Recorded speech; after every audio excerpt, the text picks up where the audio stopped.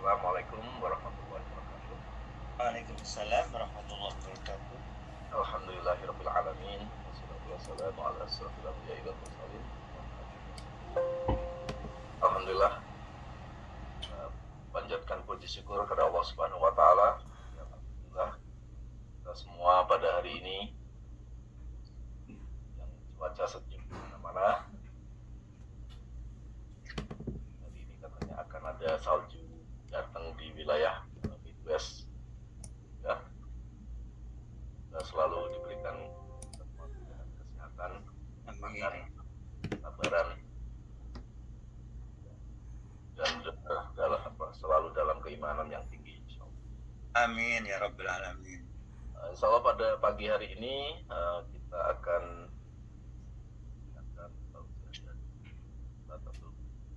Bahri dengan judul Asbabun Nuzul. Kita akan ada waktu kira-kira 1 jam topik, terus nanti kita lanjutkan dengan tanya jawab, insyaallah. Mas Joko, suaranya kok hilang timbul ya? Saya ada di sini. Gimana, yang lain dengar oke apa enggak? Ya, lancar ya, bagus. Oke, silakan Ustaz.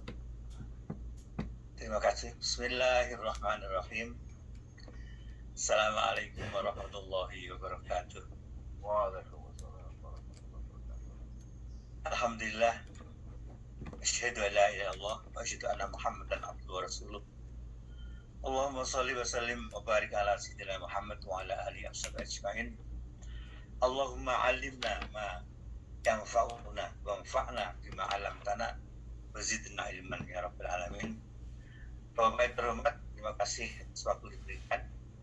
Dan alhamdulillah pada Allah Ta'ala yang memberikan kesehatan yang prima dan juga kita diberi iman yang kamil, yang sempurna, dan kita berdoa moga-moga Allah memberikan ilmu yang bermanfaat dan memberi manfaat ilmu yang telah diajarkan oleh Allah Subhanahu wa taala. Bapak sekalian, pagi ini kita insya Allah akan berbincang berdiskusi tentang asbabun nuzul. Yang pertama kita akan tinjau dari segi lughatan wa istilahan, dari sisi etimologi dan dari sisi by definition, apa itu namanya asbabun nuzul. Asbabun nuzul seperti kita tahu adalah dalam bahasa Arab, sebab adalah jamak dari sabab yang kemudian menjadi bahasa Indonesia menjadi sebab, di A-nya jadi jadi sebab. Kemudian di dalam bahasa Indonesia ada kata jamak menjadi sebab-sebab, dan ada juga kata majmuk sebab musabab. Itu dua-duanya adalah terjemahan daripada asbabun nuzul. Jadi mufradnya sabab, jamaknya asbab. Jadi sebab musabab, dan an-nuzul itu adalah gerund atau isim dari verb atau fi'il madhi nazala, yanzilu, kemudian nuzul. Lalu karena itu di dalam istilah nuzul Quran ini ada yang mengkritik pakai nuzul Quran, kalau dari segi etimologis yang betul itu adalah inzalul Quran, karena Allah menurunkan anzala yunzilu di bentuk ta'adi. Ta'adi itu bentuk yang menggunakan kata-kata yang menggunakan ada kata maf'ul bih atau keluarga penderita, itu muta'addi dalam bahasa Arab. Tapi ulama lain juga mengkritik kalau nuzul Quran itu diterjemahkan menjadi indal Quran. Indal itu adalah bahasa intim, jadi mereka tidak mau menyalahgunakan atau menyalahartikan antara nuzul dan inzal. Karena inzal itu adalah istilah intim antara suami istri. Karena itu ulama masih menggunakan kata nuzul Quran. In nazala yanzilu nuzulan, anzala yunzilu inzalan. Jadi dari segi etimologi itu asal usulnya dari azala yang zilul nuzulan, kemudian asbabun nuzul sabab itu mufrad, kemudian jamaknya asbabun, kemudian dalam bentuk tarkib idhofi atau bentuk kata majmu' dalam bahasa Arab, yakni asbabun nuzuli, karena setiap yang namanya kata majmu' itu kata kedua selalu dikasroh, itu dari segi bahasa. Jadi kalau apapun yang di depan, jadi dalam kata majmu', kata yang depan bisa berubah a, bisa i, bisa u, tapi kalau di dalam kata majmu' yang kata kedua itu selalu dibaca i, jadi asbabun nuzuli, maka biasanya disingkat biasanya beberapa asbabun nuzul. Sekalian yang kita pakai sebagai acuan adalah kitab ini namanya Asbabun Nuzul. Kitab ini sangat populer di kalangan akademisi, khususnya yang mempelajari ilmu Al-Quran.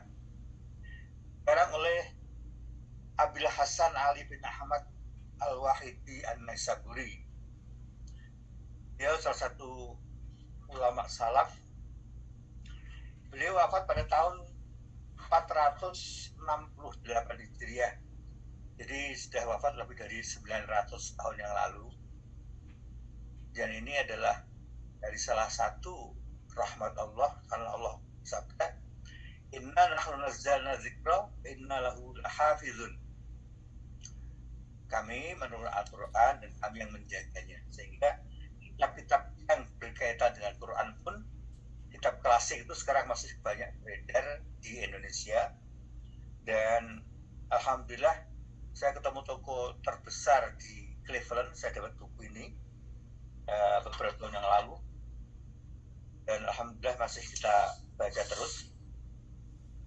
Semoga ada manfaatnya untuk kita bersama. Bapak sekalian, yang pertama kita tinjau dari Asbabun Nuzul adalah surat Al-Fatihah.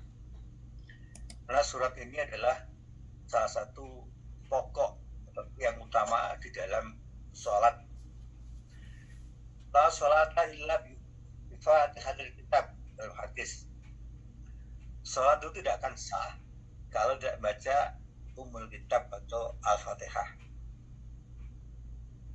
Jadi pilar pertama yang utama di dalam sholat fardu maupun sunnah maupun qadha. Nah, Fatihah ini ada dua pendapat yang keduanya bersumber pada ulama yang terkenal. Ulama mengatakan bahwa surah Al-Fatihah ini diturunkan di Mekah. Alasannya sederhana. Kalau surat Al-Fatihah itu menjadi unsur utama di dalam satu sholat, bagaimana Nabi melaksanakan sholat di Mekah selama 13 tahun tanpa Fatihah? Yang kedua, mengatakan bahwa Al-Quran ini diturunkan di Madinah. Ketika Islam sudah establish, sudah mapan, itu baru diturunkan Fatihah. Ini adalah salah satu, mereka tentu punya dasar ya. Cuma yang terkenal ini adalah pendapat Imam Mujahid. Imam Mujahid itu adalah gerbang ilmu yang sampai ke kita saat ini. Jadi ada beberapa ulama, antara Mujahid, Imam Mujahid ini adalah seorang tabi'i. Sebagaimana kita tahu bahwa orang Muslim yang pernah ketemu Nabi itu namanya sahabat. Tapi kalau orang pernah ketemu Nabi tapi tidak beriman, itu bukan sahabat. Nah, generasi setelah sahabat itu namanya tabi'i. Tabi'i yang terkenal itu adalah Mujahid, yang akhirnya beliau belajar kepada hampir semua sahabat terkenal. ilmu fikih. Jadi beliau memang orang luar biasa yang rajin belajar kepada semua sahabat yang dia kenal, dan kemudian dia menyimpulkan bahwa Al-Fatihah itu diturunkan di Madinah, bukan di Mekah. Nah,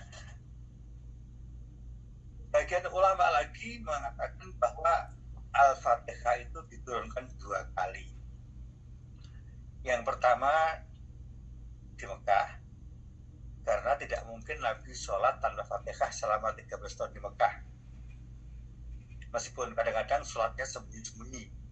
Seperti kita tahu bahwa generasi pertama yang ikut Nabi SAW sholat jamaah itu sholatnya itu malam, Pak. Jadi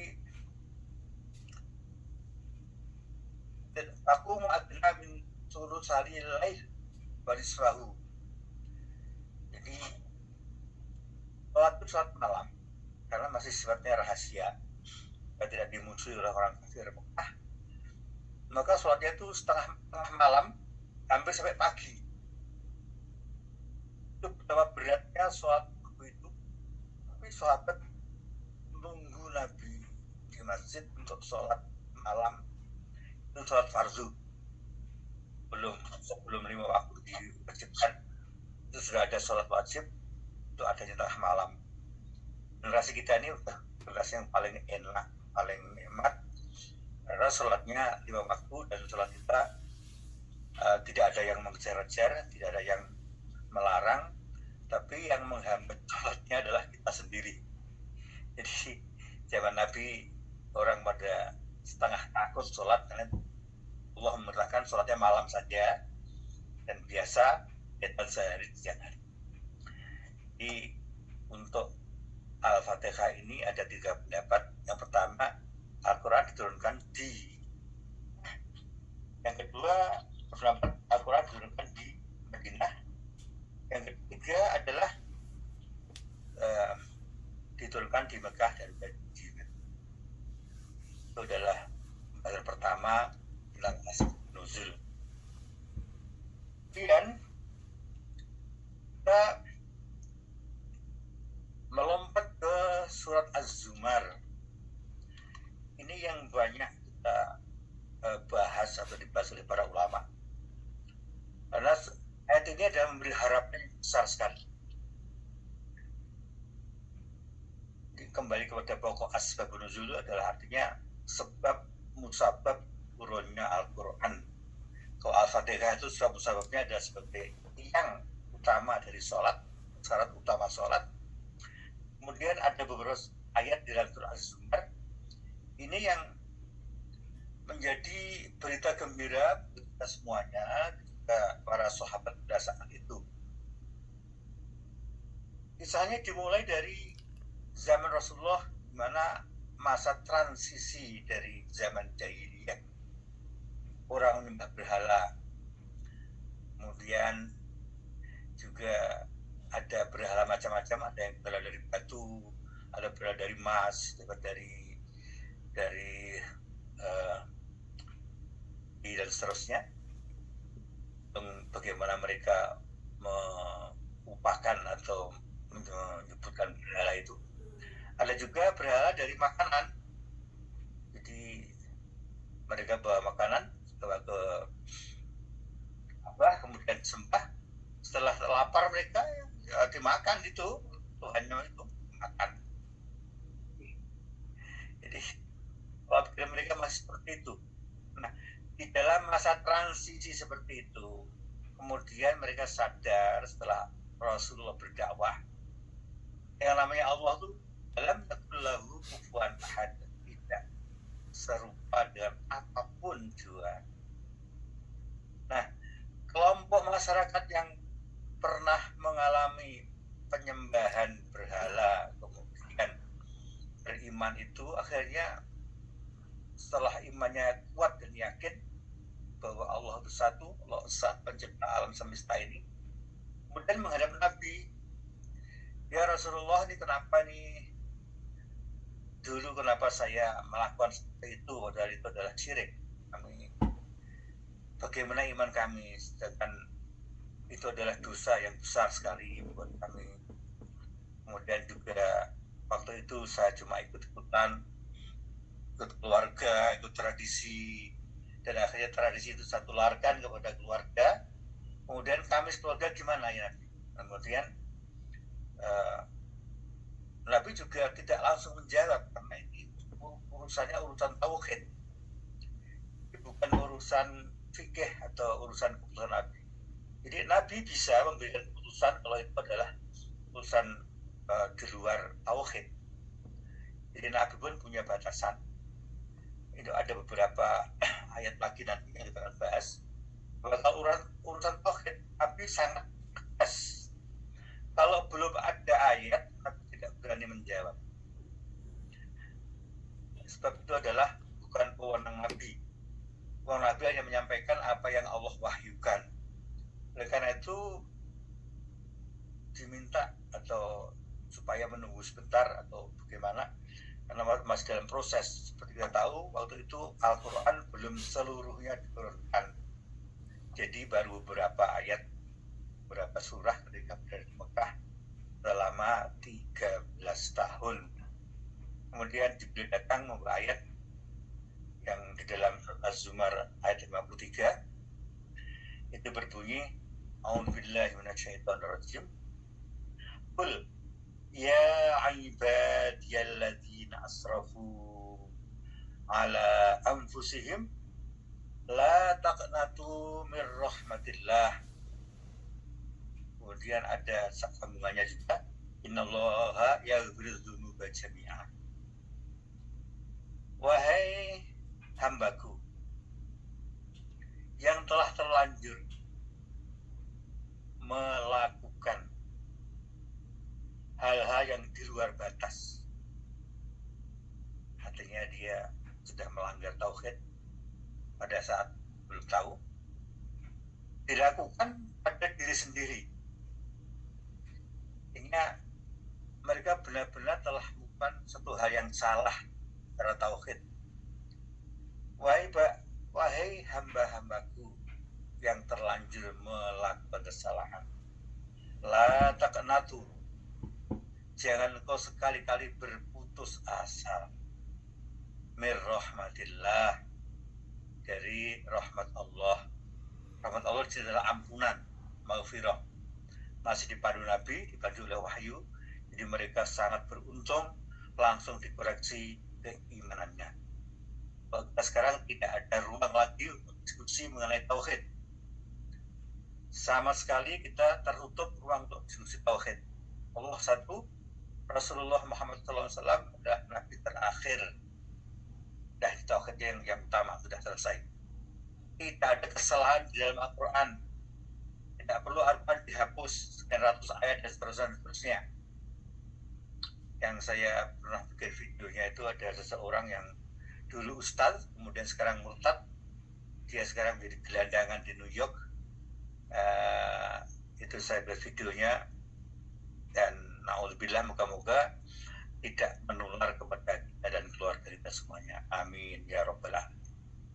Jadi keberuntungan para sahabat pada saat itu adalah bahwa mereka kalau ada masalah itu bisa langsung bertanya kepada Rasulullah Sallallahu Alaihi Wasallam mengenai penjelasan.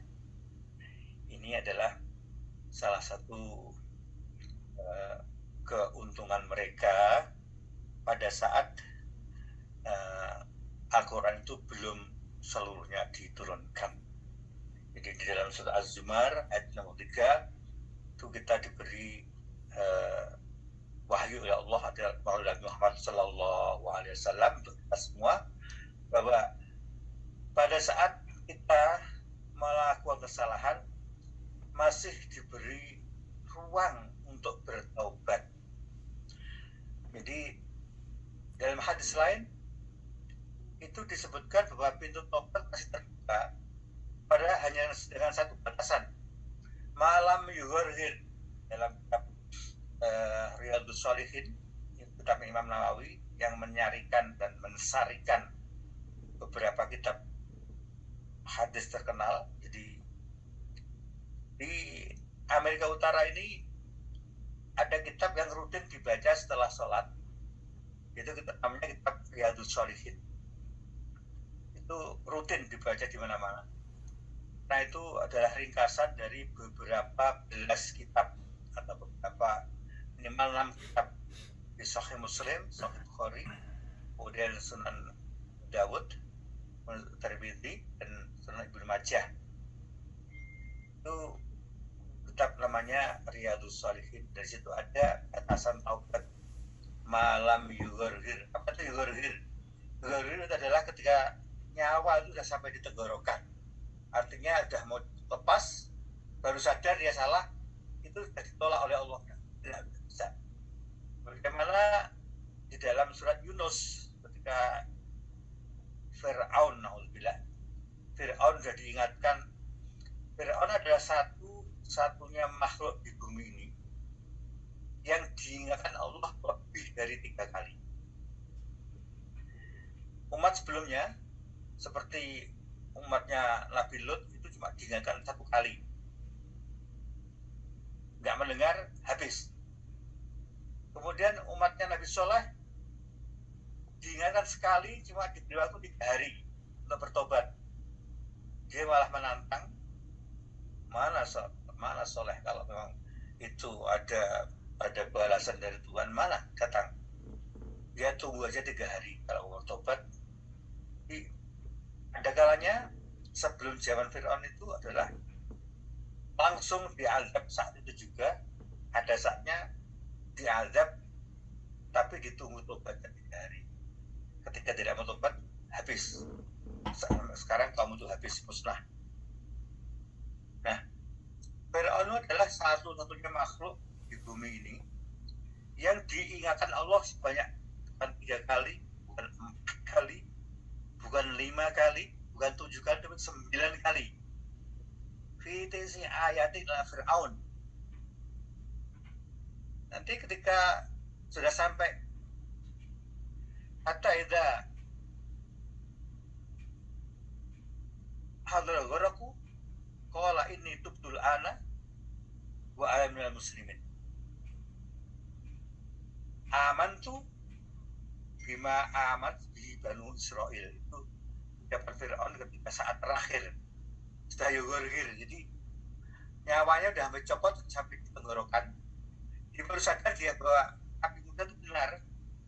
Dia bilang dalam kata-kata terakhirnya, sekarang ini aku beriman. Tapi dia mau nyebut Allah tuh nggak bisa. Kalau saja dia sempat nyebut Allah, maka dia mati husnul khotimah. Itu detik terakhir. Ini yang nggak terima kan Jibril. Ini orang sudah diingatkan 9 kali, sekarang kok seperti ini. Maka diguyurlah mulutnya Fir'aun itu dengan air laut. Dalam tafsir itu. Kemudian berkata, amantu bima amarat bihi Banu Israil. Lanjutkan dalam surat Yunus itu. Kemudian Allah langsung menjawab, Al-ana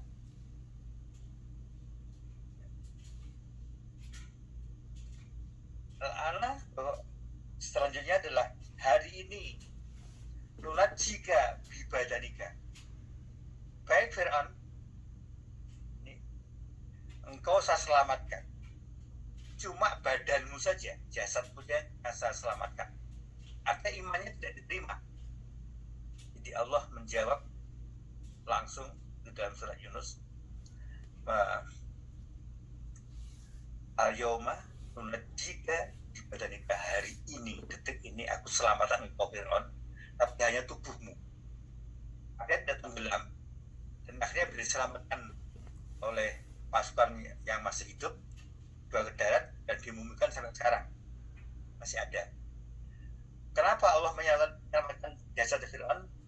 Litakuna liman khalfaka ayah, supaya engkau menjadi bukti, contoh untuk orang-orang yang datang. Itu dalam surat Yunus. Nah, Bapak, kaitan asbabun nuzul ini biasanya berkaitan dengan sejarah. Di banyak ayat-ayat yang sulit dipahami atau ayat-ayat yang tidak bisa dicerna hanya dengan terjemahan. Jadi yang pertama, untuk mengartikan ayat Al-Quran harus paham Arab, mulai dari tata bahasa gramatikal, nahwu, sorof. Nahwu itu adalah bagaimana tata cara membaca fathah, kasroh, dan dhammah sesuai dengan kedudukannya. Jadi kalau pokok kalimat selalu u atau selalu rofa, kemudian kalimat penderita selalu a karena menjadi maf'ul bih dalam penderita. Kemudian kalau didahului dengan preposisi selalu jar, kasroh, minallahi, jadi minallahu, minallahi, itu adalah domainnya nahwu. Kemudian sorof itu adalah berkaitan dengan perubahan-perubahan kata, morfnya. Ini mulai dari nazala, yanzilu, nuzulan, atau anzala, yunzilu, inzalan. Maka di dalam sorof itu ada istilah sulasi mujarrad dan sulasi mazid. Itu rumit memang dipelajari. Jadi sebelum orang menerjemahkan Al-Quran, orang mesti mengerti nahwu sorof dasar, yang paling mendasar bahasa Arab, mufradatnya, vocabulary. Kemudian juga mengenal istilah sulasi mujarrad dan mazid. Sulasi mujarrad itu adalah bahasa atau kata kerja asal yang paling asli, yang hanya terdiri dari 3 huruf. Jadi bahasa Arab itu rumit tapi mudah dipelajari. Jadi kalau nazala itu nun, za atau zai, menelam, nazala. Kemudian kalau itu namanya sulasi mujarrad asli 3 huruf, itu namanya sulasi mujarrad. Kemudian ada yang namanya sulasi mazid atau 3 tapi ada tambahannya, dari nazala menjadi anzala. Kalau suatu kerja ditambahi anzala, itu artinya menurunkan. Kalau nazala artinya turun. Ada juga dari nazala menjadi nazala, za-nya di tasdid, nazala, za-nya double. Jika menurunkan, mirip artinya dengan anzala. Kemudian ada rubai mazid, 4 suku kata, 4 huruf maksudnya. Tanazala, itu kata kerjanya tanazala, ya tanazalu, tanazala itu 5, ta, nun, alif, za, lam. Dari 3 huruf nazala jadi tanazala, itu artinya saling. Tanazala, saling menurunkan. Itu untuk dasar seperti itu biasanya secara tradisional di pesantren kita harus menghafal kitab namanya Alfiyah atau Alfiyah Ibnu Malik, karena ada Alfiyah Ibnu Mu'ti, ada Alfiyah Ibnu Malik. Yang populer di Indonesia Alfiyah Ibnu Malik itu 1000 bait. Jadi tata kerja atau tata bahasa Arab yang dibuat dalam bentuk puisi, dikarang oleh Imam Malik di Andalus, di Spanyol pada zaman keemasan Islam, dan sekarang masih dipelajari di pesantren Indonesia, bahkan menjadi kurikulum utama untuk kenaikan kelas. Dari 1000 bait biasanya mereka hafal dalam waktu 2 tahun. Semua orang-orang yang sekarang ini terkenal muncul di tingkat nasional yang bisa memberikan penjelasan yang masuk akal dan benar, baik dan benar menurut tata bahasa, ya mereka yang pernah menghafalkan kitab Alfiyah Ibnu Malik. Kalian kita kemudian tidak mungkin membahas 114 ayat surah Asbabun Nuzulnya satu persatu karena waktunya terlalu panjang. Buku ini juga cukup ringkas, itu juga cukup rumit. Kita melompat ke surah Al-Mujadilah.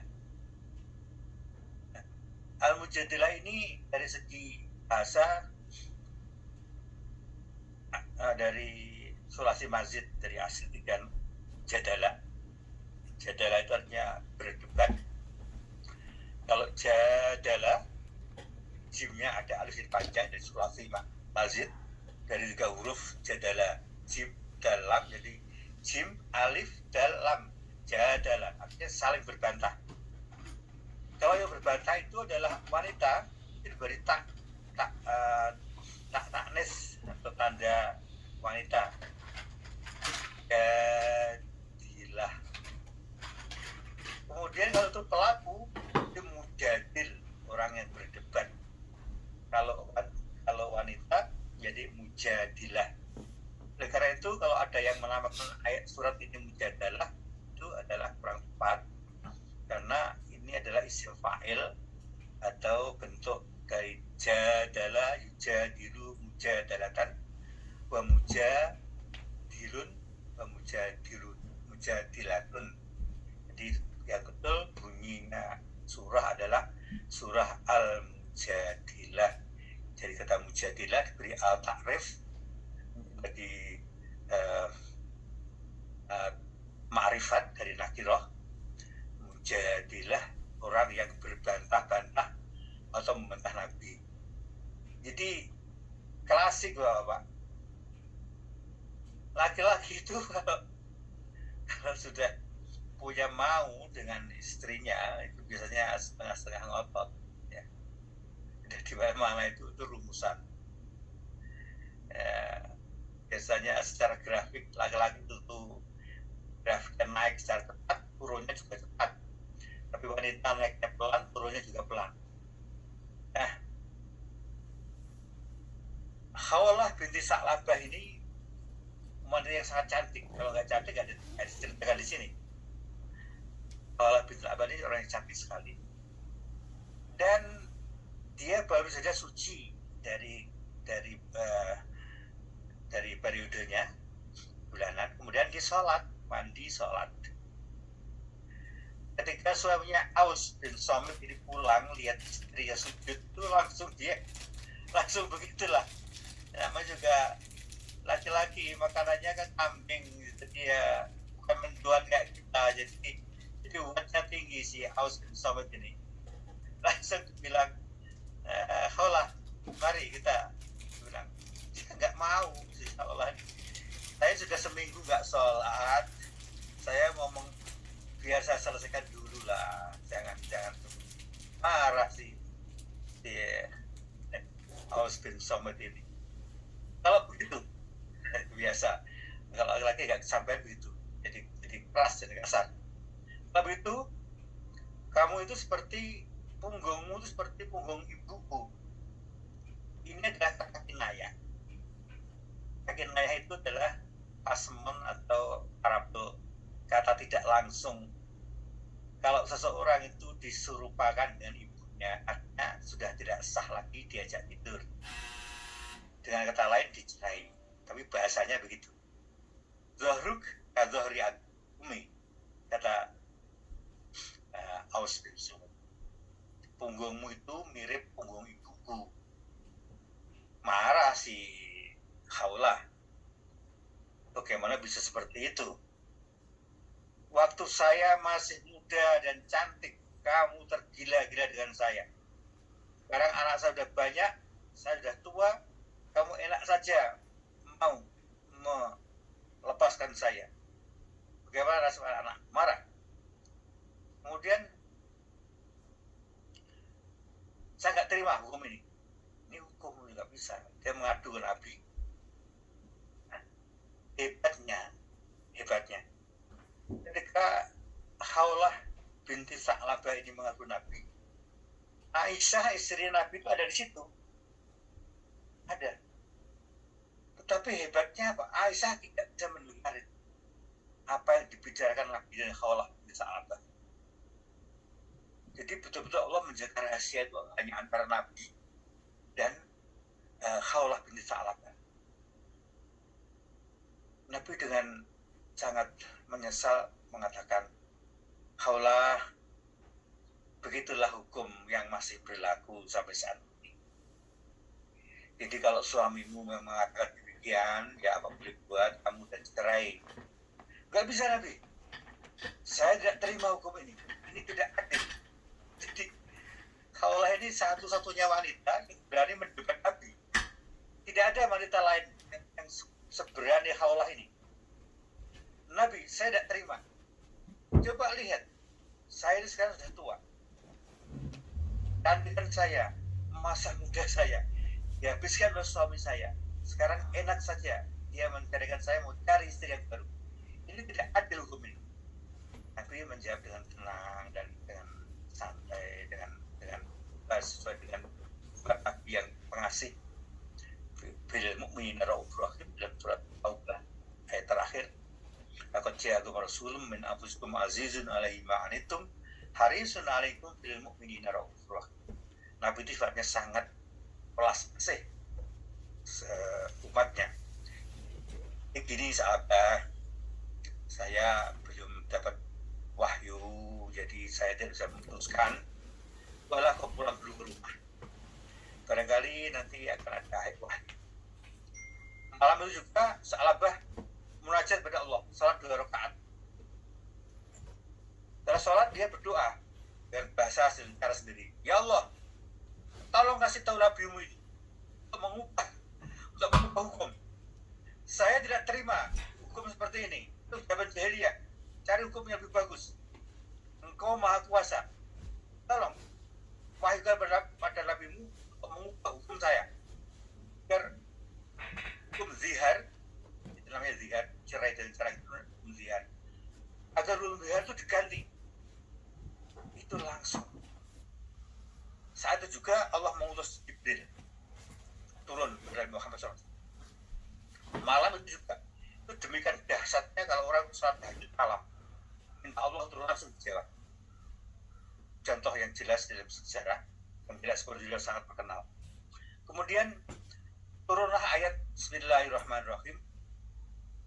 Qad sami'allahu qawla allati tujadiluka fi zawjiha wa tashtaki ila Allah wallahu yasma'u tahawurakuma.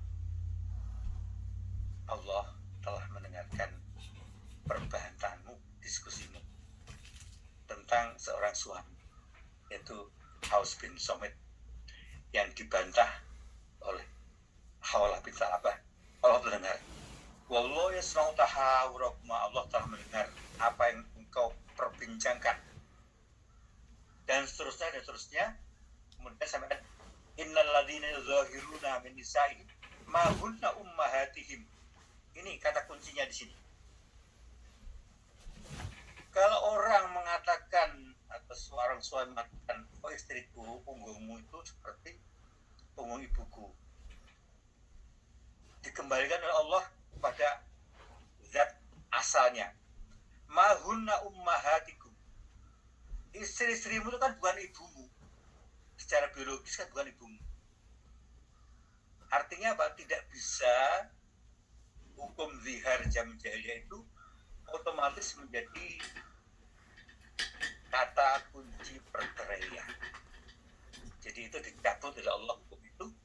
Kemudian Allah memberi hukum kalau demikian harus melakukan ini.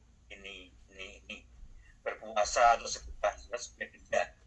Tapi tidak menjadi perceraian.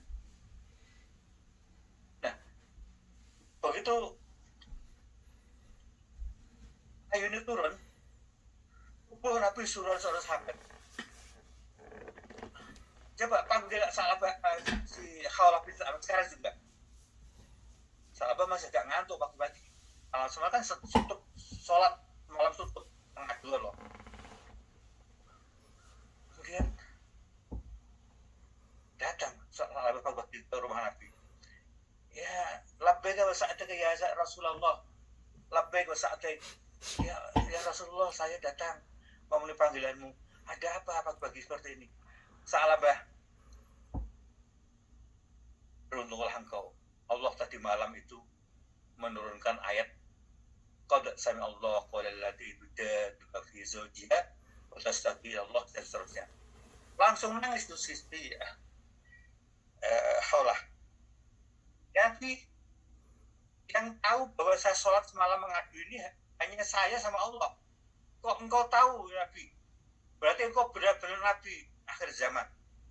Jadi itu apa namanya? Kekaguman dari Haulah itu adalah menambah imannya dia. Dan surat ini akhirnya menjadi surat yang banyak dihafal pesantren.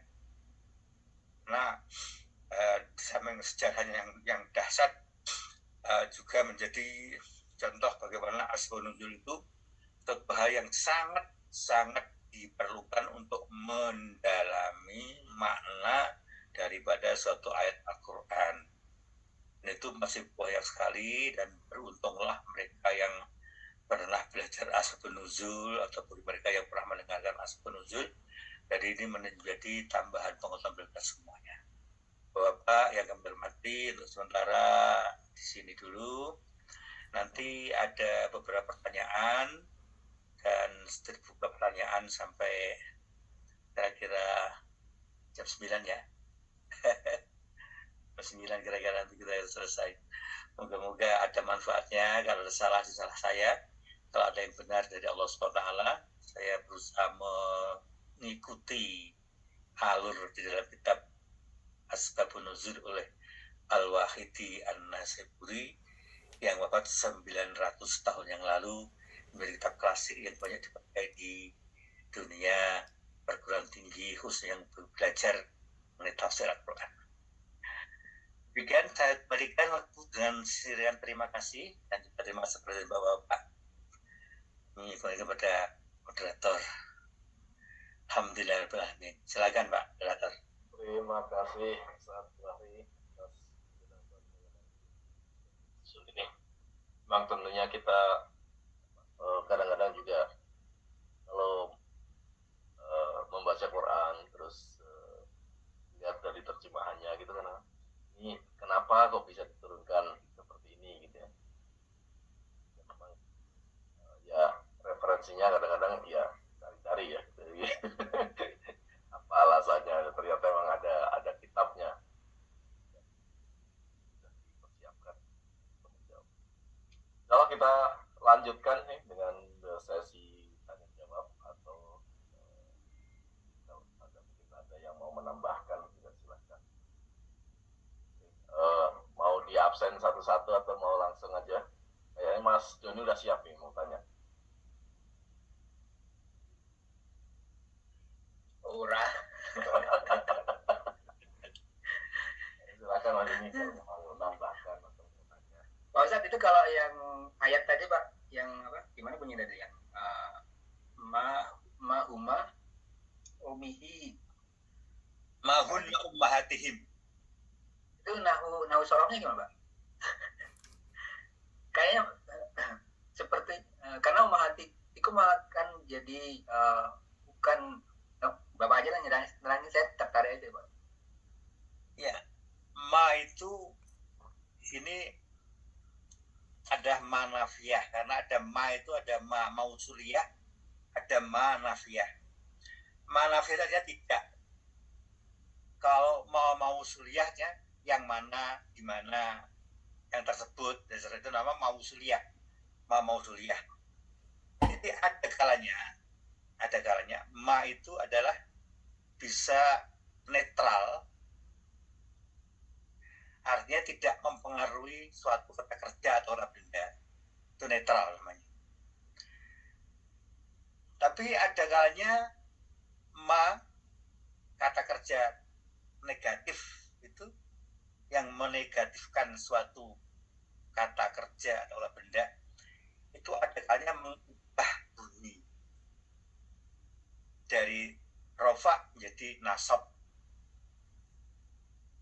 dari hu jadi ha. Nah, hanya di dalam kata benda yang mu'annas atau yang kata kerja dianggap wanita atau kelompok wanita, ummahat itu kan wanita, itu nasabnya itu di kasroh. Jadi di dalam tata bahasa Quran itu namanya nasab, fathah itu tidak selalu dengan fathah. Misalnya saya membawa buku Ahmilul Kitab. Tapi kalau saya membaca tulisan Aqra'u al-Kitabata, itu satu mufrad. Kalau jamak jadi Aqra'u al-Kitabati. Meskipun bunyinya ti, tapi statusnya adalah ta. Karena kedudukan sebagai maf'ul bih atau sebagai pelengkap penderita atau objek. Tapi berhubung di dalam nahwu itu kalau mu'annas itu berstatus nasab itu harus baca kasroh, maka saya harus membaca al-kitabati, kitabata. Itu di kaitannya masuk kategori itu bahwa ma itu adalah memberi efek atau dampak terhadap apa yang namanya ummahati itu. Wadah nih, silakan yang lain.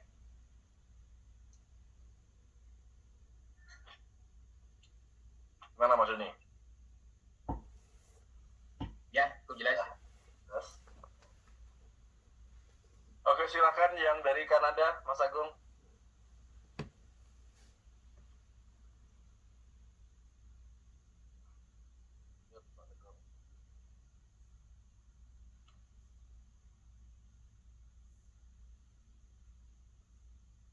Ini ayat ini penting nih buat yang di Kanada nih. Iya betul.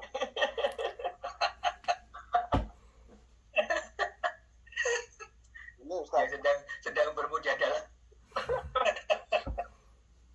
Ya, dulu pernah dapat juga tanya tentang apa alat mujadilah apa. Yang ini lucu sekali sebenarnya. Enggak, ini tadi tentang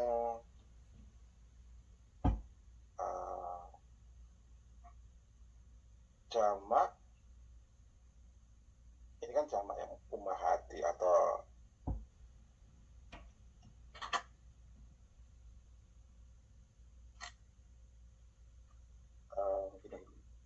mana ya? Mestinya kan enggak salah.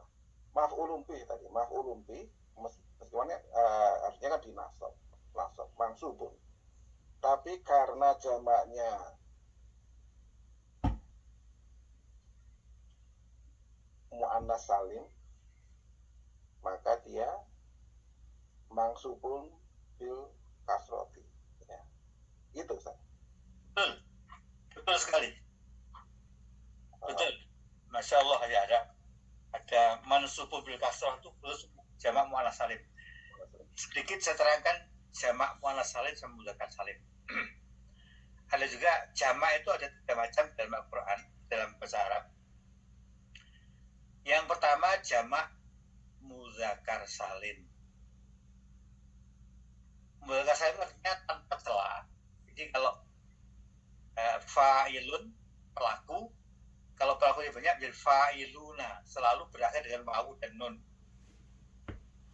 Jadi di mana-mana kalau ada mukminun dari mukminuna itu kelompok jamak mudzakkar salim. Jadi kelompok laki-laki yang jamaknya itu tidak merusak tatanan yang ada. Artinya salim itu tidak ada. Di fa'ilun fa'iluna, mukminun mukminuna. Kemudian kalau mukminatun, seorang wanita beriman, itu jadi mukminatu. Nah, mukminatu kalau menjadi pelengkap penderita atau maf'ul bih, ya, atau kata pelengkap penderita, itu maka nasabnya dibaca ra'aitu al-mu'minata. Satu orang ya. Saya melihat seorang wanita mukmin. Ra'aitu al-mu'minata.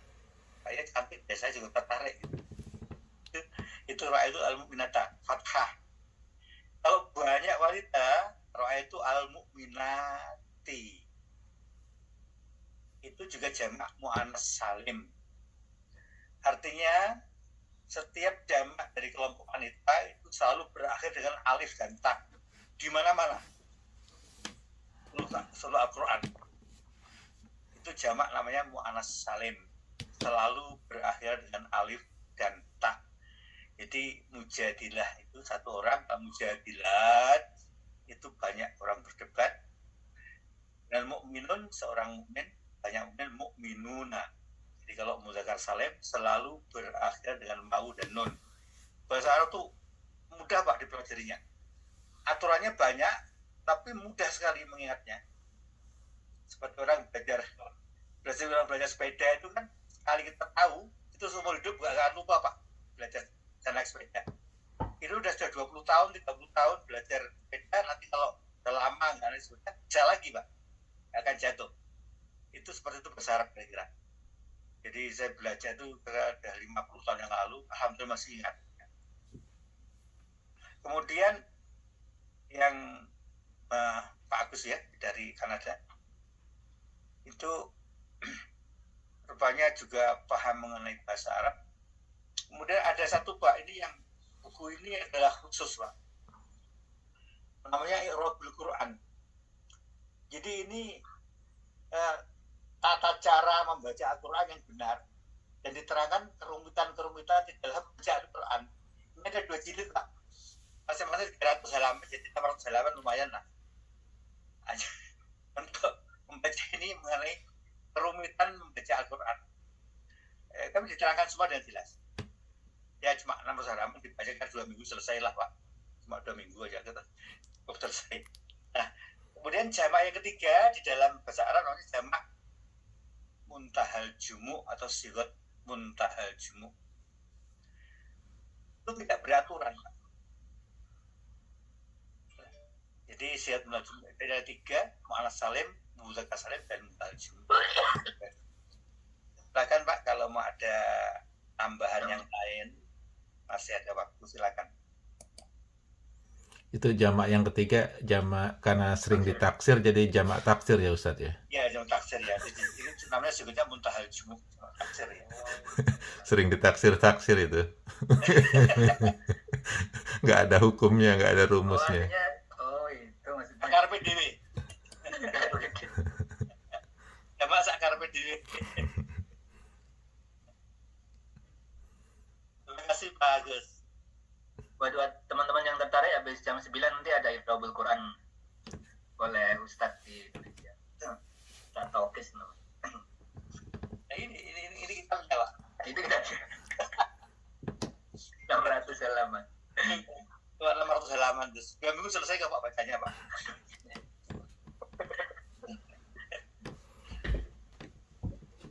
Silakan Mas Agung. Ambil dulu. Silakan Pak Agung. Kok langsung saya di ini Mas Agung? Ya kalau yang ada kamera berarti udah siap nanya. Biar Ini ayatnya sangat relevan loh dengan kasus di Toronto. Lagi kan ada lagi Pak ya.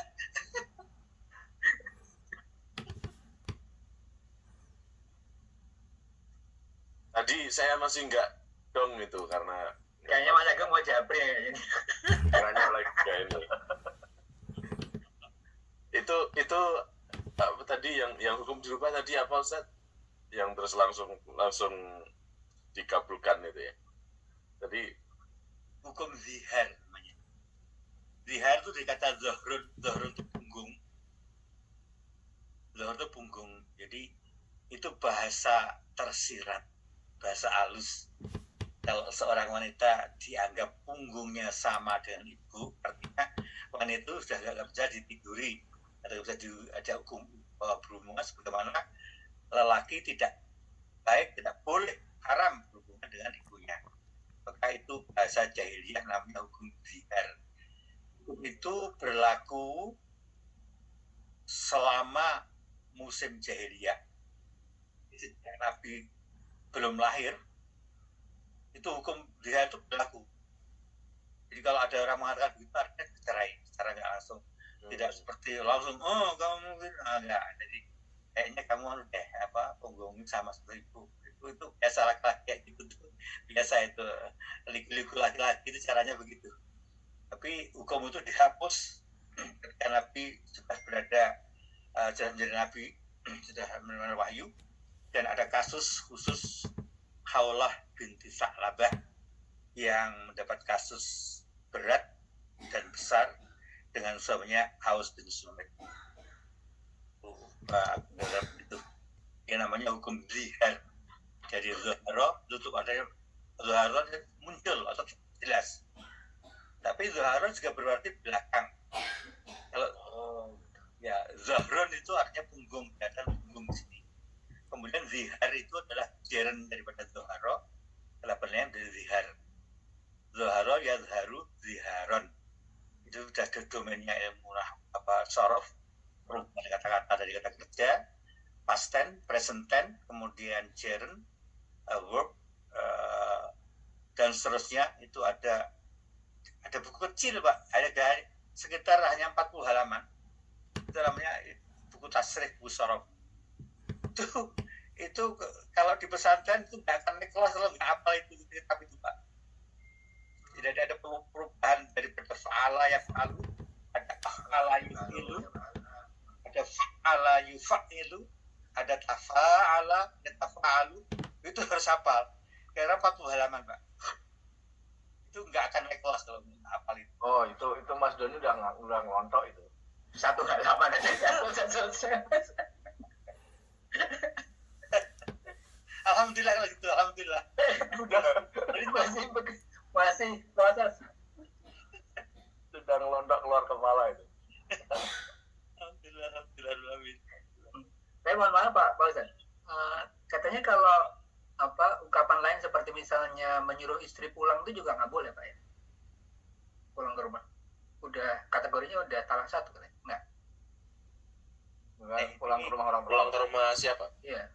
Ya, ke rumah orang tua ya. Kalau nyuruhnya pulang ke rumah, coba cari utangan sama mertua itu.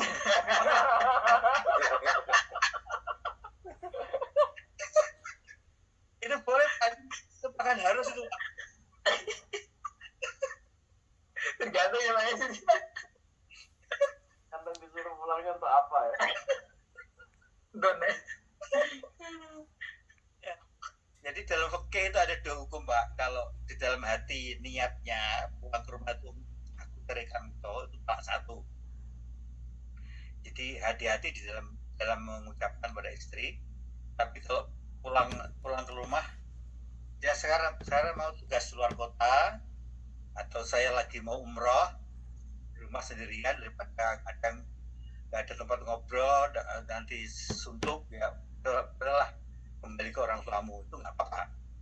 Jadi nggak kalau niatnya sudah begitu, lain lagi ceritanya Pak, salah 1 ya. Alhamdulillah. Silakan Pak yang lain. Terima kasih. Sama-sama. Itu lagi apa? Sampun Mas.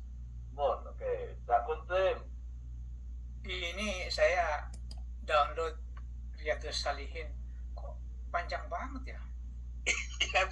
Itu ringkasan dari 7 buku Pak. Hah? Ringkasan dari 7 buku. Itu ada 2 juz Pak. Panjang banget. 2 jilid. 2 buku itu. Itu cuma 900 halaman Pak aslinya Pak. 1254 halaman. Iya, betul. Haula wala quwata. Ya. Kapan bacanya itu? Itu setahun Pak. Baca aja Pak. Nanti kalau nggak selesai ya at least sedang baca gitu aja. Itu 3 tahun Kalau dulu gitu saya gini, bacanya yang waktu harus dibaca duluan chapter berapa gitu? Itu iman dulu Pak, bab iman dulu Pak. Gimana Pak itu Pak? Bab Ininya, iman. Ya. downloadnya. Ya udah ada ini di online, di Google aja Riyadhus Shalihin gitu, udah langsung dapat PDF-nya. Bab iman ya, bab iman tuh nomor berapa itu? Bab iman dulu. About piety and spirituality 150. About spiritus. Saya punya versinya yang mini Pak. Ini versi mini. Jadi cuma kira-kira 12 cm kali 5 cm. Itu sekali. Jadi ini 1000 hadis. Ya, 1254 halaman. hadis ya. Itu diringkas di dalam 728 halaman. Yang punya Bapak ini bahasa Arab Pak ya?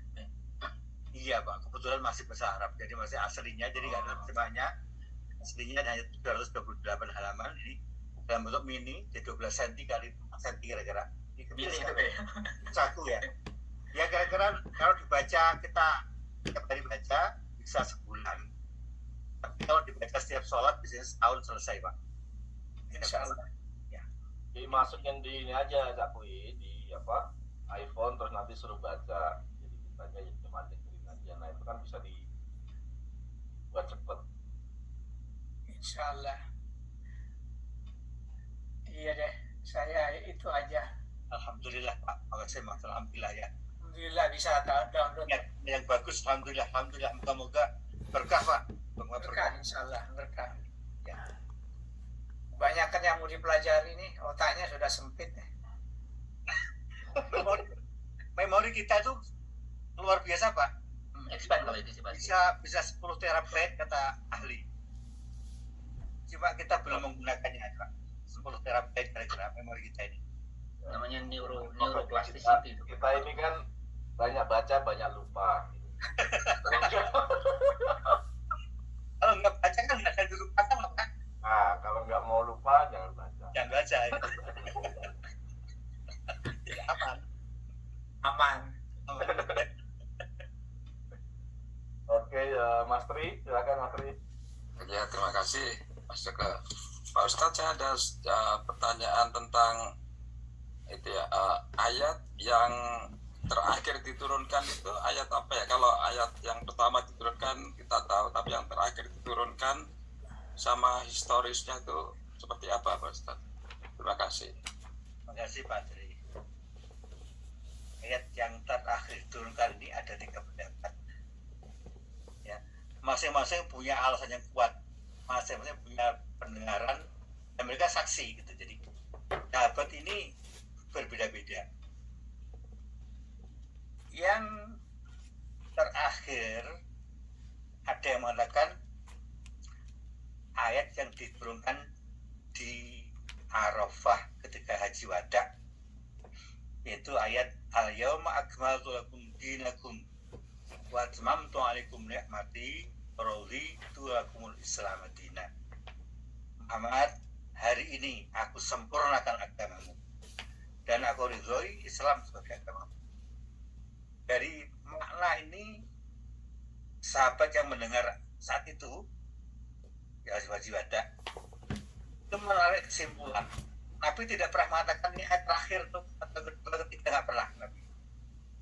Setiap ayat dihafal oleh Nabi karena diturunkan bukan lewat pendengaran ya. Jadi kita ingat bahwa Nabi itu menerima wahyu bukan melalui pendengaran, tapi antara hati ke hati. Itu bedanya, tanpa hambatan. Jadi tidak ada hambatan memori karena dari hati-hati. Jadi kalau copy itu antara disk ke disk, bukan screenshot. Itu bedanya. Di Al-Yawm akmaltu lakum dinakum, ini ayat terakhir diberikan di Arafah, Haji Wada, haji terakhir atau haji selamat tinggal. Itu istilah ulama saja, ulama. Nabi sendiri tidak mengatakan ini Haji Wada, tidak pernah. Cuma para sejarawan mengatakan karena ini haji terakhir, maka disebut haji selamat tinggal atau Haji Wada. Ayatnya itu. Karena nuansa bunyinya seperti itu. Kemudian ada lagi yang mengatakan, saksi juga, ayat lainnya berbunyi begini. Wattaqu yawman turja'una fihi ilallah. Takutlah engkau kepada suatu hari di mana engkau dikembalikan kepada Allah dan akan ditanya semua perbuatan. Karena ini adalah berkaitan dengan akhirat, maka sahabat itu berpendapat inilah ayat terakhir. Karena 124.000 lebih sahabat itu tidak selalu berada di sisi Nabi ketika ayat diturunkan. Jadi ketika sampai kepada mereka, kan mereka menghafal. Nah, hafalan itu ternyata yang terakhir itu yang dia apakan. Dia berpendapat, oh oh ini yang terakhir kayaknya. Sehingga karena Nabi tidak pernah mendeklarasikan ini ayat terakhir, yang pertama semua tahu. Ya. Kalau terakhir itu ada dua pendapat, ada yang mengatakan ayat yang berbunyi al-yauma akmaltu lakum dinakum wa atmamtu alaikum ni'mati wa raditu lakum al-Islam dinan, diturunkan di Arafah ketika haji wada. Dan juga ada ayat yang mengatakan wattaqu yawman turja'una fihi ilallah tsumma tuwaffa kullu nafsin bima kasabat wa hum la yuzlamun, dan seterusnya. Itu Pak, pendapat yang semuanya dianggap sah untuk melengkapi data-data sejarah. Nah, yang menjadi pertanyaan itu adalah ketika sahabat itu membaca Quran itu beda dengan yang lain. Seperti cara membaca surat ayat di dalam surat An-Nisa. Itu ada yang membaca ayyutim murrodho'ah dan baca ayyutim marrodho'ah. Jadi ketika Utsman mengumpulkan Al-Quran ini terjadi debat yang sangat seru. Ini bacanya ayyutim marrodho'ah atau ayyutim murrodho'ah, dibaca fathah atau dhammah. Waktu itu yang populer atau yang dominan di negara Arab di samping suku Quraisy namanya suku Tamim. Suku Tamim itu orang yang sangat setia pada Nabi. Jadi rumahnya jauh dari masjid, tapi dia datang itu jamaah rutin. Itu bapak imannya yang luar biasa. Dan itu satu kampung semuanya Pak. Namanya Bani Tamim. Terus ada yang bisik-bisik, rumahmu jauh kok jemaah, capek kamu pindah aja ya, tak kasih tanah di sini. Itu pindah kamu. Terus dia bilang sama Nabi, saya mau pindah aja ya ke sini ya. Oleh Nabi dilarang, jangan. Setiap langkahmu itu dihitung oleh Allah. Di setiap langkah satu jangkah atau kamu naik kendaraan pun itu dihitung rahmat Allah Ta'ala. Jadi mereka tak pindah. Walaupun mereka tetap datang jamaah. Seperti kita ya Pak ya. Jadi kalau masih jauh tetap jamaah juga.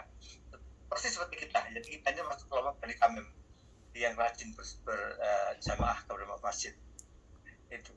Nah, Bani Tamim ini karena dominan di Arab, dia membacanya liman arada ayyutim murrodho'ah. Ini mengenai perawatan bayi ketika masih kecil, itu bagaimana tata caranya. Dan surat An-Nisa dibaca ayyutimu dibaca dhammah. Ini kita debat itu terjadi, ada siapa yang usul, ya kita hargai cara membaca Banu Tamim, karena Banu Tamim ini adalah Banu yang keluarga yang sangat setia pada Nabi dan sangat rajin sembahyang. Jadi mungkin dia pernah mendengar Nabi itu, tapi ada catatan bahwa Nabi ini adalah orang Quraisy. Quraisy itu kalau ada fi'il mudhari', ada kata present tense yang didahului oleh preposisi an, itu fi'il mudhari'nya harus dibaca fathah. Ini kaidah suku Quraisy. Jadi dibaca ayyutim marrodho'ah, dibaca fathah. Nah, kemudian Utsman dan sahabat sepakat, oke, berhubung Nabi ini adalah Quraisy dan hukum membacanya begitu, kita yakin bahwa Nabi membacanya al-Dimah. Meskipun dan catatan mungkin berdasarkan kesaksian para Banu Tamim yang rajin sholat jamaah itu, mungkin mereka satu saat pernah mendengar Nabi membaca ayyutimu dan pernah juga membaca ayyutimah. Tapi kita putuskan bahwa kita dibaca ayyutimah, sehingga Utsman dan sahabat semuanya pada waktu pengumuman diperintahkan semua Al-Quran yang bunyinya tidak sesuai dengan kodifikasi Quran zaman Utsman harus dimusnahkan. Jadi teks atau cara bacaan Banu Tamim pun di dalam surat An-Nisa itu akhirnya dimusnahkan, tapi masih dicatat sejarah. Jadi dalam kitab-kitab Asbabun Nuzul dan tafsir itu ada penjelasan bagaimana ayat ini dibaca berbeda dengan cara-cara kita di Indonesia. Kalau Indonesia bacanya menurut Imam Hafiz. Jadi ada dua kelompok besar di dunia ini cara membaca Al-Quran. Yang satu menurut Imam Hafiz. Hafiz ini muridnya Abu Najud. Abu Najud berguru kepada guru-gurunya, akhirnya dia guru terakhir ini belajar Quran kepada Ubay bin Ka'ab, sekretaris Nabi, penulis wahyu, belajar pada Utsman bin Affan, belajar pada Ali bin Abi Thalib. Jadi mereka memang luar biasa. Jadi Hafiz ini murid ketiga dari sahabat dan dia membacanya Ayyudim Marrodo. Kemudian ini yang dibaca oleh 90% Muslim dunia. Tetapi di sebagian di Afrika Utara itu membacanya tetap Ayyudim Murdoah. Nah, saya punya kitab Quran yang versi Warsh, ini bacaan Warsh, yang saya tidak berani kalau mengimami membaca itu berani, karena nanti pasti akan ada gejolak, ya, pasti protes. Nah, suatu saat kita punya imam baru, ya, karena selama imam nggak ada, saya yang jadi deputi imamnya, saya selalu baca menurut Imam Hafiz. Imam yang baru ini belajar di Mauritania. Dia kelahiran Amerika, oleh ayahnya disekolahkan ke Mauritania untuk belajar Islam. Mauritania itu cara membaca Al-Qur'annya menurut Imam Warsh, fikihnya menurut Imam Maliki. Itu jadi itu kaget, terkaget orang masjid sampai bertengkar. Siapa nih, Pak? Imam kami dulu sementara, imam temporer ya, jadi temporer. Imam di Cleveland. Itu saya bertengkar, habis sholat bertengkar. Masalahnya ketika imam itu membaca surat Al-Kahf, dia baca was'aluna 'an dzil qarnain qul sa'atlu 'alaikum min dzikra inna makanna lahu bil ardi wa atayna min kulli syai'in sababa fattaba'a sababa. Dia baca fattaba'a sababa. Kita dari kecil dia jadi fattaba'a sababa. Dari tabi'a jadi atba'a. Kalau Warsh dibaca dari taba'a menjadi tabba'a. Ba'nya ditasdid. Itu kira-kira satu masjid, Pak. Kira-kira satu masjid. Terus saya bilang, Bapak, cobalah duduk sebentar, saya terangkan. Imam kita ini memang tidak beritahu pada kita baca menurut Imam Warsh. Tapi di dalam kita yang terbiasa itu membaca Fa'ad Ba'as, itu bacaan Imam Hafiz. Itu sah, itu namanya qiraah mu'tabarah, bacaan yang bisa diterima atau legitimate. Kalau ada orang baca taba'a sababa atas dasar tabi'a ittaba'a, tasdidnya ba, jadi taknya di tasdid, taba'a ittaba'a, itu juga legitimate menurut Imam Warsh. Itu dibaca oleh seluruh umat Islam di Afrika Utara setelah Mesir. Kalau Mesir masih membaca secara Hafs. Jadi mulai Mesir ke barat, dari Mauritania, kemudian sampai Libya, Tunisia, sampai Maroko, semua baca Warsh. Dan jangan kaget kalau dia sholat tidak sedekap, tidak tangannya di dada, tangannya di samping badan. Itu mazhab Maliki begitu. Jadi saya kadang-kadang juga sulit. Dan yang saya salahkan adalah administrasinya. kalau kan Anda menyewa atau meng-hire imam yang berbeda dengan kita, itu tolong dijelaskan. Administrasi itu nggak tahu, Pak. Administrasi itu nggak ngerti apa-apa mengenai waris hafaz itu nggak tahu. Dan dia dokter di bidang kimia, Pak. Jadi dia nggak ngerti mengenai tata cara dengan mengelola masjid. Dan akhirnya saya yang repot tiap hari, Pak. Itu setiap kali baca itu berantem habis sholat. Ketika mau ribut, saya senggol dengan sikut saya. Maksud saya itu harus diwajib dulu, nanti setarakan belakangan gitu. Jadi repot menerangkan itu. Akhirnya imam itu berterima kasih banget bahwa dia tidak langsung dipecat. Semua orang tidak pecat. Saya bilang janganlah, biar dia sesuai kontraknya. Kalau setahun ya setahun, jangan mengejekkan orang. Imamnya berterima kasih banget sama saya. Jadi ketika dia pergi, saya kembali lagi jadi imam. Ya, kembali pada bacaan hafal. Di modal kita atau bahan kita untuk bermasyarakat itu demikian rupa. Semoga-moga ada manfaatnya pada semuanya. Jika sedang 92 menit, kalau masih ada, masih dipersilakan kembalikan kepada Bapak moderator. Ya, moderatornya mana? Terima kasih. Mana nih Mas Kris? Suaranya Mas Kris belum ada ini. Coba menengahi Mas Kris, ayo.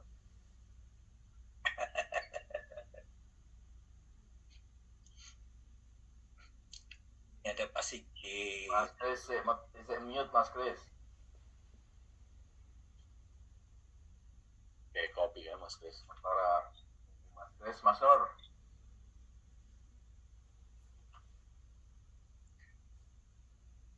Iskandar juga ada, Pak Tri ada. Mas Sigit. Saya tidak ada pertanyaan. Kalau gitu Mas Sigit perlu nanya. Ustaz perlu nanya Mas Sigit. Wah, Kalau nggak ada pertanyaan, saya usul, Pak. Saya usul saja. Oh, diterima ya. Kita ini kan dalam satu majelis lentera pagi ya, Pak. Moga-moga, Pak, pertemuan kita ini tidak cuma di sini saja, sampai di akhirat. Amin. Amin. amin. Usul saya begini, Pak. Sila kita istiqomah, Pak. Amin. Usul saya begini. Ini kan ada ketuanya. Nanti kalau Pak Ketua ini masuk surga duluan, di absen lagi, Pak. Putus. Insya Allah. Bisa didengar, Pak? Ya. Ya. Pak Is. Jadi, Ntar dulu. Pak Isnya harus dengar dulu ini. Ais, Sadar. sekalian bisa dengar, Pak? Dengar. Ada usulan ini. Insya Allah dengar terus. Ngantuk gitu, Pak. Kalau pos ngantuk. Jadi, Ais, usul saya, ini kan ada ketuanya seperti ini. Jadi nanti kalau ketua ini masuk surga duluan, di absen lagi, Pak. Satu persatu. Amin. Amin, Pak. Kalau ada yang tidak ada, misalnya namanya Abdurrahman Bahri nggak ada, Bapak tanya pada Allah, Abdurrahman di mana? Kalau dijawab di neraka, tolong saya digeret, Pak. Amin. Semua begitu. Siapapun yang masuk duluan ke surga, tanya pada Allah, di mana anggota saya? Insya Allah, Pak. Masuk memberi syafaat secara pribadi di dalam satu majelis. Boleh, dalam hukum Islam boleh. Jadi kita absen lagi satu, nanti kita semua berkumpul kembali. Usul saya moga-moga menjadi hal yang bermanfaat. Terima kasih. Tapi kalau kebanyakan yang di neraka nanti malah keceret, Pak, di surga, Pak. Insya Allah. Ya Pak Is, ada pertanyaan Pak Is? Dari Pak Is. Biar mumpung online. Saya nggak ada, cuman saya jadi ingat itu bicara wars sama hafsi itu. Ada yang baca surat duha itu wadduha walili idza saja. Jadi bingung saya waktu itu kan. Ya, benar. Berarti Ya. banyak beberapa yang apa? Ya, waras Pak, bukan waras. Beda gitu ya. Ya, Cuman alhamdulillah. jadinya apa, kayak mengganggu bagi orang yang biasa hafs ya. Itu Kita kan kan biasanya hafs semuanya. itu bikin berantem di Cleveland, Pak. Saya capek mendamaikan, Pak. Hampir tiap hari berantem. Capek saya. Tapi alhamdulillah dan kesabaran, dan saya karena pernah belajar keduanya. Teman saya yang juga jadi guru saya itu seorang dokter, medical dokter ya. Bahkan dia belajar qiraah sab'ah, 7 cara membaca Quran. Saya nggak mampu, Pak, sampai 7. Saya 2 aja udah ngos-ngosan, Pak. Saya belajar total hafz dan total warsh. Jadi bagaimana orang membaca, karena yang bukan kan 2 itu. Kitab, ada lagi bacaan kitab suci. Saya punya kitabnya, Pak, tapi belum selesai bacanya. Itu susah banget itu. Tapi saya tahu kalau ada imam membaca begini, pasti dia bacanya warsh gitu. Karena saya baca total warsh itu selesai, juga hafz juga selesai. Jadi kalau ada orang berantem soal itu kan baca, saya bisa menerangkan, bisa mendamaikan. Artinya bisa menerima. Mas capek, Pak. Mas capek. Imamnya ngotot, karena imamnya bisanya ya cuma dalam warsh, dia nggak bisa belajar hafz. Sedangkan kita ini di hari kecil sampai besar ini diajari cara baca hafz. Coba seperti kita membaca surat Walail Asyamsi ya. Itu wala yakhafu qabaha. Jadi wasyamsi duha, wala yakhafu dan wawu atau dari dengan fa. Fala yakhafu qabaha. Itu berantem lagi, Pak. Banyak orang hafal surat Syams itu akhirnya wala yakhafu dengan wawu, Pak. Imam kita bacanya fat dengan fa. Fala yakhafu. Berantem lagi, tapi saya terangkan, Pak, ini kalau gua itu bacaan hafz. Kalau imam kita ini lagi baca dan baca warsh, jadi bacanya fala yakhafu. Padahal wow, saya nggak tahu. Iya, itu benar, Pak. Yang Pak itu kalau yang dari dua-duanya benar. Oh. Dua-duanya benar. Cuma aturannya kalau imam baca hafz, ya hafz seluruhnya, Pak. Jadi kalau mau belajar kita harus tahu gurunya, Pak ya? Iya, tahu ya. Harus tahu ada gurunya. Oh, jadi harus make sure gurunya yang Itu sama terus, ya. kalau nggak campur-campur gitu. Ya kan, nggak boleh, Pak. Nggak boleh ya campur. Jadi kalau saya mengimami selalu dengan bacaan hafz. Meskipun saya tahu bagaimana cara baca warsh, tapi saya tidak pernah nanti takut menjadikan ribut, itu yang saya jaga. Tapi kalau ada orang mau ribut soal itu, saya bisa mendamaikan dan menerangkan asal usulnya dan bagaimana perbedaannya. Seperti fala yakhafu dan wala yakhafu. Ribut, Pak, sampai saya. Ya alhamdulillah mereka senang itu saya terangkan gitu akhirnya. Ya harus tahu harus ada yang tahu secara menyeluruh ya, komprehensif ya. Terus mau nanya ini juga, Pak, apa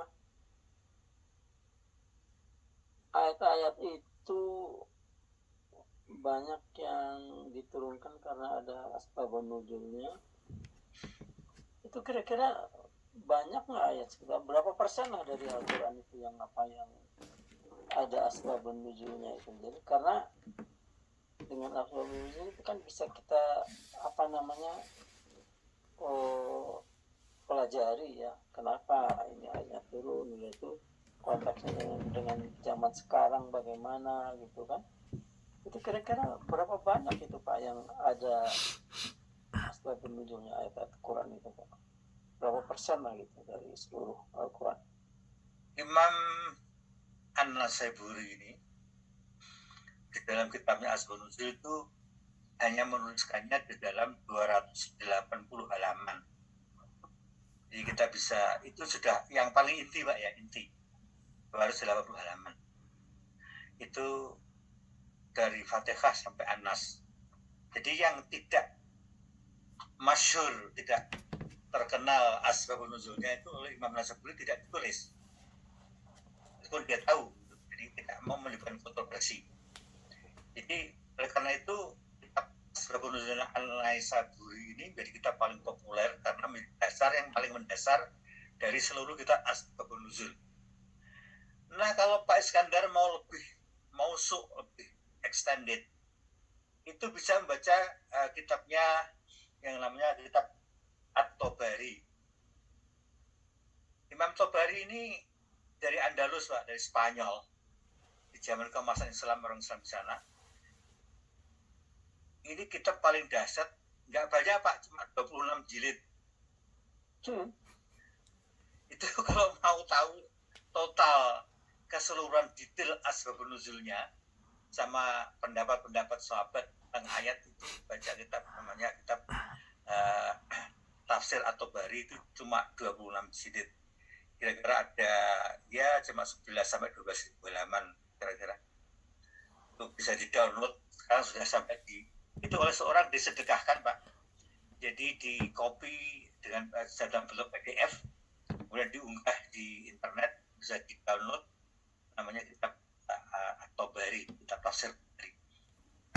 Lumayan, Pak, kalau suntuk daripada nanti kita mana-mana baca Tabari itu, Pak, 26 jilid atau berapa tahun selesainya, dan juga belum selesai baca.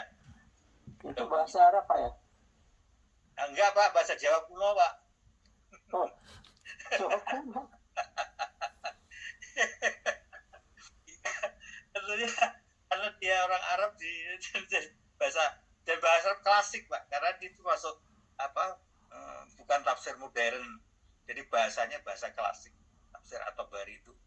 Tapi banyak dikutip, Pak. Jadi kalau orang sudah mulai pertama itu dasarnya tafsir Departemen Agama Indonesia, ya itu lumayan, tapi banyak dikritik, biasa kan. Orang tidak mau menerjemah, dia mengkritik apa-apa, biarin. Yang penting dia artinya ada concern. Naik sedikit, kemudian kitab Jalalain. Kitab Jalalain itu dikritik habis.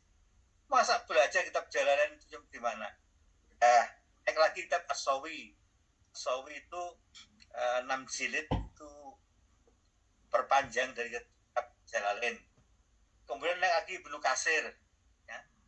Jadi itu urutan pembaca belajar tafsir Ibnu Katsir itu sudah itu standar tinggi sudah, Pak, urutan Ibnu Katsir.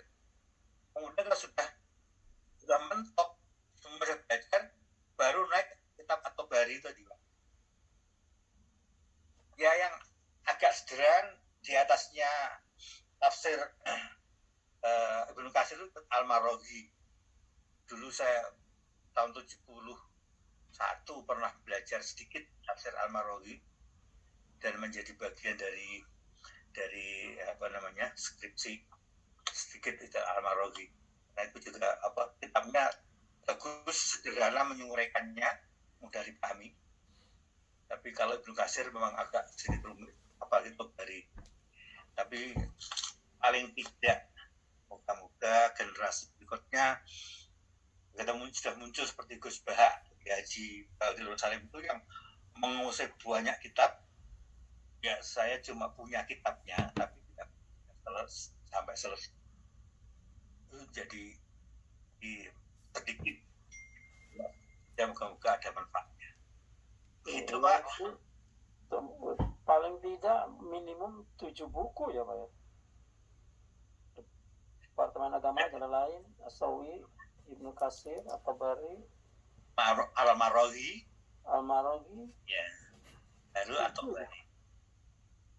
Wah, kapan sempatnya? Itu Gus Pak sempat itu semuanya itu. Karena dia mengkhususkan untuk belajar itu, dan dia sekolah perguruan tinggi, tapi akhirnya mengajar para profesor itu. Ya, itu tulisan Arab semua ya, Pak, yang Al-Maraghi. Arab semuanya. Bahasanya bahasa Arab itu.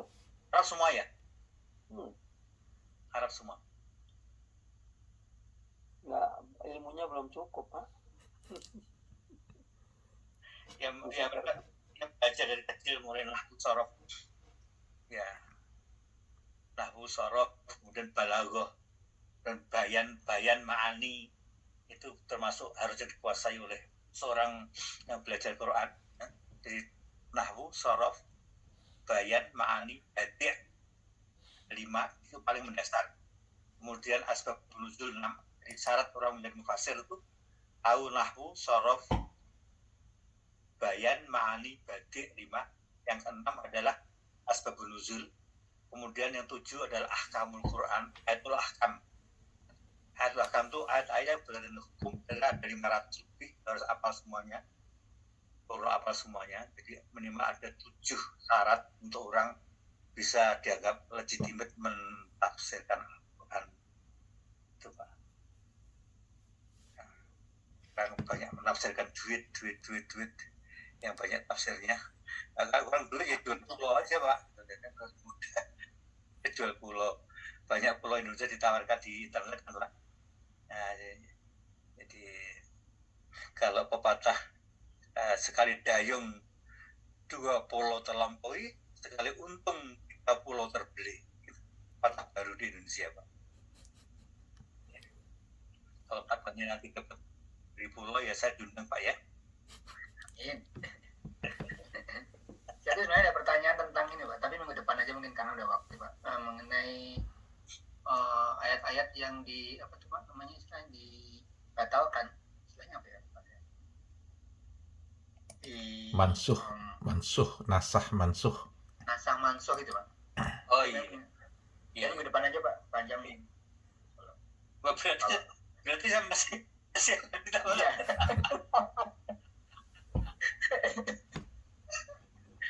Ya udah insya Allah Pak.